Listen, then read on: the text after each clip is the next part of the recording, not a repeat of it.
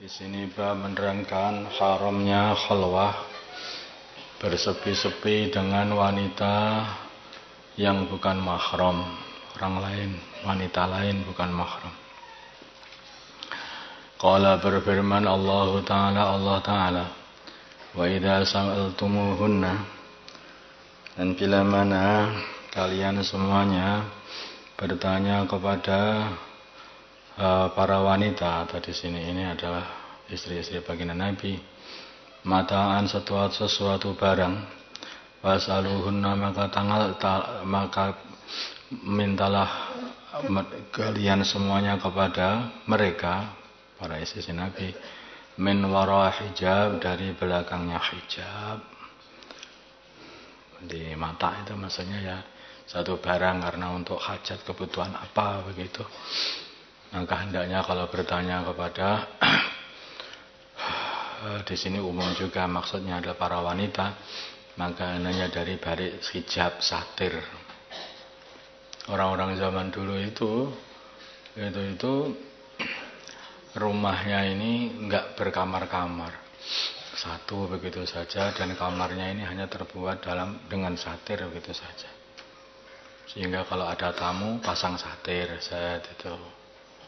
itu saja. Kalau enggak ada tamu buka satir, itu jadi luas lagi. Jadi simpel, tidak perlu kamar-kamar gitu. Makanya ketika kemarin kan ada hadis yang kita baca itu, Abdullah bin Umi Maktum datang ke rumah baginda Nabi Muhammad SAW, maka baginda Nabi berkata kepada yaitu istri beliau, ihtajibi katanya, kamu baru pakai hijab. Lah kenapa pakai hijab? Orang buta saja Abdullah bin Maktum kok kita pakai hijab? Ya Abdullah buta, kamu yang enggak buta katanya. Nah, makanya juga hijab itu, fungsi dari hijab itu biar tidak saling melihat. Laki-laki tidak melihat wanita, wanita pun juga tidak melihat laki-laki. Lah biar itu yang paling aman daripada di hijab itu, maksudnya hijab melebar gitu di dalam rumah. Makanya kalau minta satu hajat atau satu apa gitu kepada wanita, maka hendaknya dari belakang hijab. Jadi bagus juga kalau di rumah itu ada di samping pintu itu juga ada satir, juga bagus. Karena itu bisa menjadikan pintu dibuka tetapi satir masih ada tutup sehingga tidak terjadi saling melihat. Itu baik juga. Wa an Ubadah bin Amir radhiyallahu ta'ala anhu anna Rasulullah, sungguhnya Rasulullah sallallahu alaihi wasallam, qala, beliau bersabda, iyyakum, takutlah kalian, waddukhul, dan masuk ala nisaya, atas para wanita. Jangan masuk ke dalam wanita, maksudnya masuk satu rumah atau satu tempat yang sepi bersama satu wanita. Lah ini berbahaya seperti itu. Wa qala, maka berkata rajulun, seorang laki-laki, minal ansor, dari sahabat Ansor, afara'aita, bagaimana pandangan engkau bagi baginda Nabi, al-hamwa, mengenai ipar. Nah, bagaimana kalau ipar? Karena ipar kan sering kelipang-kelipang juga dalam rumah kan. Nah ini gimana ini kalau qala, bersabda baginda Nabi, al-hamwu al-mautu. Nah, ipar adalah mati katanya. Artinya itu ya justru ipar gitu kadang-kadang sering terjadi keretakan rumah tangga gara-gara ipar itu. Makanya diumpamakan sebagai al-hamwu al-mautu. Ya ipar itu mati malah. Orang itu kadang-kadang gara-gara ipar, karena ikhtilat, sama-sama bareng-bareng kumpul, tahu-tahu lah na'udzubillah nanti tidak. Al-hamwu itu apa? Ya ipar maksudnya adalah saudarinya istri, atau keponakannya istri, atau sepupunya istri, itu jadi ipar dari saudara ipar, keponakan ipar, atau sepupu ipar, semuanya sama aja. Itu biasanya yang sering di rumah keluar masuk. Ini harus hati-hati. Makanya justru kalau orang itu sudah nikah, itu kalau kamu seorang laki-laki, kamu hanya malah bisa masuk ke rumahnya saudara perempuanmu. Nah, bisa bebas keluar semampu karena itu saudara perempuanmu dan suaminya saudara perempuanmu laki-laki, ya kan? Dan anaknya mau keponakanmu semua. Tapi kalau masuk ke tempatnya saudara laki-lakimu, jadi nggak pantas karena itu istrinya itu bukan mahram dengan kamu, iparmu. Nah, jadi kalau apa itu justru yang bebas itu malah masuk di rumahnya saudara perempuan malah itu. Karena di situ itu semua mahram. Satu-satunya ya laki-laki di situ yang itu orang lain itu pun juga suaminya saudarimu.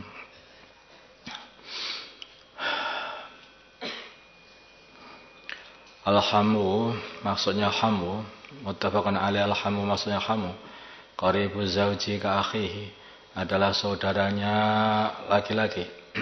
Saudara seorang laki-laki, kaki seperti saudara karena kerabatnya suami, seperti saudaranya suami. Kalau sebagai seorang wanita, itu hati-hati dengan saudara laki-lakinya suami. Dan saudara wabni akhihi, dan keponakan laki-lakinya suami. Wabni ammihi, dan sepupunya, anaknya pamannya suami, dari sepupunya suami. Itu juga yang laki-laki. Kalau kamu laki-laki, yaitu perempuannya. Kalau kamu perempuan, yaitu itu saudara laki-lakinya suami, atau sepupunya suami, atau keponakan laki-lakinya suami. Wa Ibnu Abbas radhiyallahu ta'ala anhuma anna Rasulullah, sungguhnya Rasulullah sallallahu alaihi wasallam qala, beliau bersabda, la yakhluwanna, sekali-kali janganlah bersepi-sepi ahadukum, salah satu kalian, bimra'atin, dengan seorang wanita, illa ma'adhi mahramin, kecuali bersama bersama mahramnya. Muttafaqun alaih.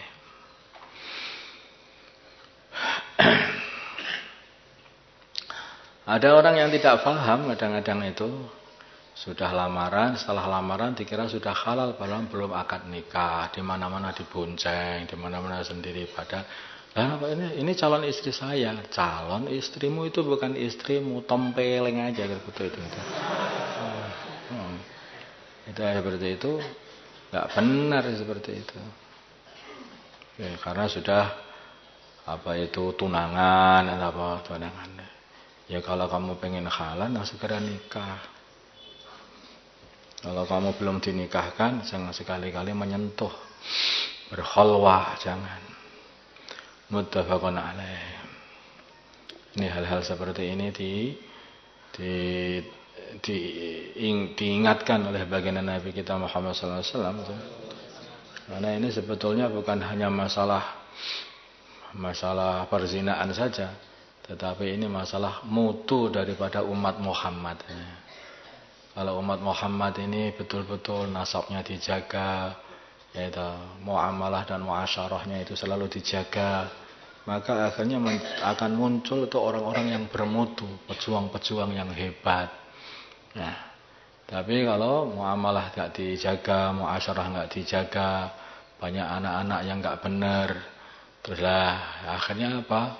Akan timbul generasi-generasi yang jelek, hancur-hancuran, nggak kena diajak untuk berjuang. Berbahaya.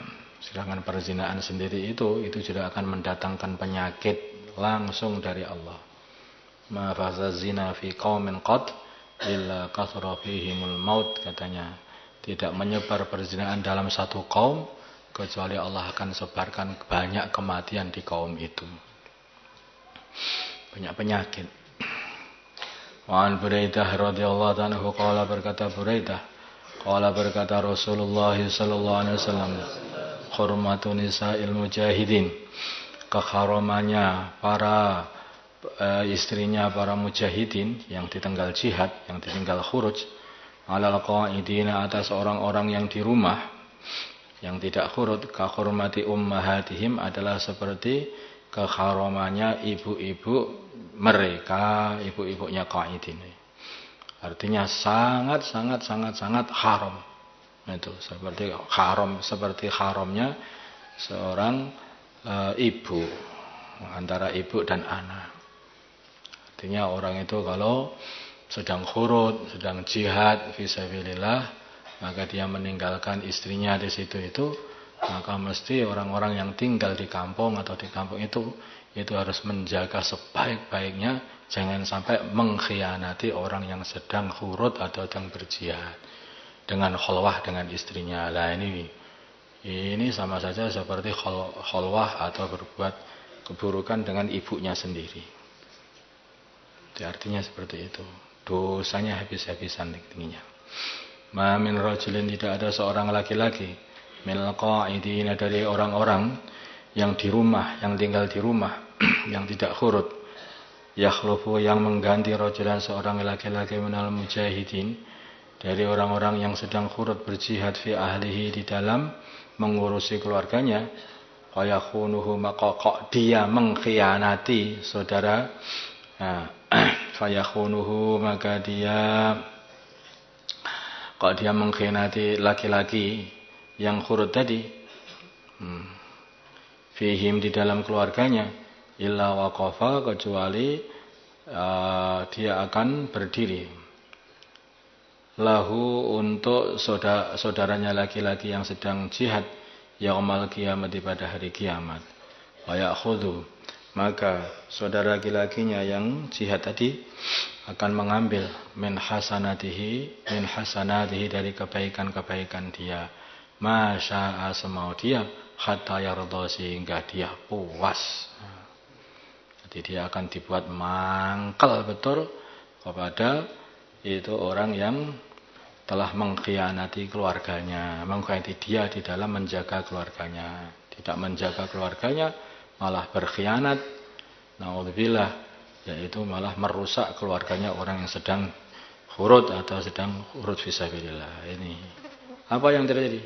Nanti kalau hari kiamat dia disuruh berdiri, kemudian diambili semua kebaikannya, pahalanya diambil semuanya sampai sepuasnya, dan tidak akan puas kecuali sampai habis, sehingga dia tidak punya kebaikan lagi. Sumal tafata, kemudian baginda Nabi menoleh ilaina, kepada kami Rasulullah sallallahu alaihi wasallam. Faqala, maka beliau bersabda, ma dhannukum, bagaimana perasaan kalian, bagaimana perkiraan kalian kalau sudah begitu? Habislah. Orang pada waktu itu sangat butuh amal, begitu dikasih ambil aja amal, apalagi hatinya sangat-sangat dongkol dengan saya tinggal khurud, lah kok keluargaku malah dirusak. Nah, akhirnya saking marahnya ambil semua kebaikan sampai habis sehingga tidak punya kebaikan lagi. Kemana akhirnya? Ya pasti kan neraka, tidak ada yang lain. Rawahu Muslim. Jadi orang kalau sedang khurud itu sangat-sangat dimuliakan oleh Allah, termasuk keluarganya pun juga dimuliakan oleh Allah. Makanya mesti dilindungi, mesti dijaga, jangan sampai berkhianat dengan orang yang sedang khurud fisabilillah, dengan jihad fisabilillah itu. Kalau sampai berkhianat, Allah akan bela ini orang yang sedang keluar fisabilillah itu dengan dikasih kepuasan, ambil semua kebaikannya, habisi saja, udah, diambil semuanya. Insyaallah. Seorang iman ini adalah saudara iman yang lain, mereka tidak saling mengzalimi. Yang satu ini keluar dakwah, maka hendaknya yang di rumah itu menjaga. Nanti gantian lagi, yang pulang dari dakwah ganti menjaga, yang di rumah keluar lagi, saling jaga menjaga. Ini namanya saudara. Bukan saudara itu membuat kerusakan di keluarga orang lain. Enggak, itu bukan saudara, itu musuh namanya itu. Saudara itu menjaga keluarganya saudaranya. Kalau kelaparan dikasih makan, kalau tidak ada minum dikasih minum, selalu dinusroh. Makanya dalam keluarganya Allah itu kan ada tertib nusroh. Kalau ditinggal keluarga itu oleh laki-lakinya untuk khurud fisabilillah, maka hendaknya orang yang di mahalah itu memikirkan bagaimana nusrah keluarga itu. Nusrah keluarga itu. Sehingga bisa dicukupi seluruh kebutuhannya selama khurudnya suaminya. Itu tertib seperti itu, tertib mulai zaman Nabi, seperti itu. Mulai zaman Nabi ya gitu saja. Sehingga namanya itu yakhlufu fi ahlihi gitu lah ya misalnya. Maksudnya yakhlufu fi ahlihi itu mengurusi keluarganya orang yang sedang khurud itu. Orang yang sedang khurud ini mesti dimusyawarahkan di mahalah, diurusi keluarganya itu. Nah, ini dalam mengurusi keluarganya orang yang sedang keluar fisabilillah, maka dia ini ya seperti keluar fisabilillah walaupun di dalam rumah. Karena dia menjaga keluarga. Yang satu keluar untuk memperjuangkan agama, menyebarkan Islam dan menjaga Islam. Yang satu lagi menjaga keluarganya supaya nanti keluarganya itu ketika suaminya pulang dalam kondisi utuh, baik, bahkan lebih baik lagi. Allahumma salli ala Sayyidina Muhammad wa ala ali Sayyidina Muhammad wa salli ala Sayyidina Ibrahim wa ala ali Sayyidina Ibrahim. بارك على سيدنا محمد وعلى آل سيدنا محمد وبارك على سيدنا إبراهيم وعلى آل سيدنا إبراهيم في العالمين إنك حميد مجيد اللهم ارحم أمة سيدنا محمد اللهم اغفر لأمة سيدنا محمد اللهم أصلح أمة سيدنا محمد اللهم آلف بين قلوب أمة سيدنا محمد اللهم انصر أمة سيدنا محمد اللهم عز فيهم سلطانا نصيرا وصلى الله على سيدنا محمد النبي الأمي وعلى آله وصحبه وسلم والحمد لله رب العالمين.